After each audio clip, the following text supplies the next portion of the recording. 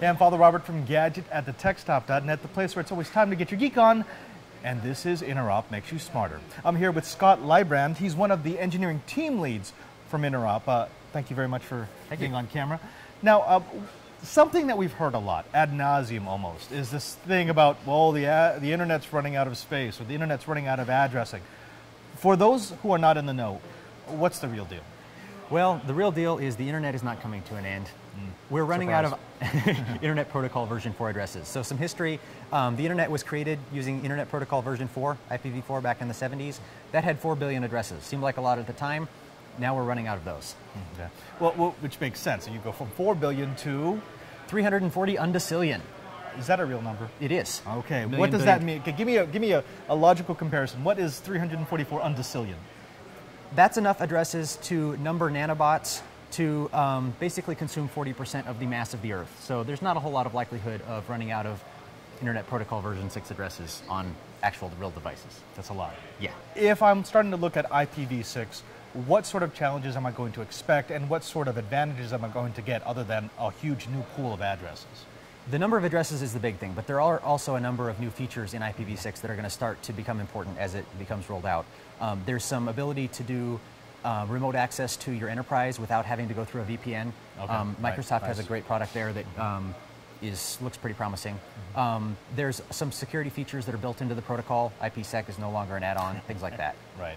When I'm talking brass tacks, IPv4, IPv6, what is that really going to mean for me, the user, and me, say the enterprise class IT manager?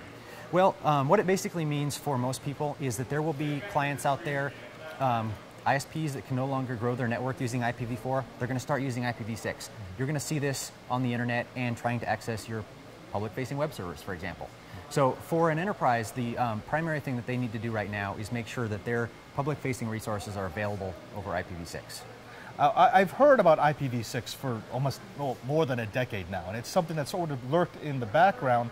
What kind of challenges can one expect if you're making that transition? Well, the primary challenge is that the two protocols are not directly compatible. Right. So the solution for that is to run both IPv4 and IPv6 on the same computers, the same hosts. That's called Dualstack. Dual stacking. Okay. Now, I can understand why that would be desirable. You'd like to be able to talk to both systems at the same time, but there will come a point at which we will no longer have IPv4 addresses. So what happens then?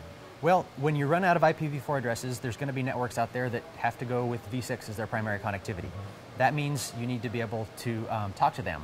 There are a number of transition technologies that allow you to do that if you can't go to Dualstack. Such as?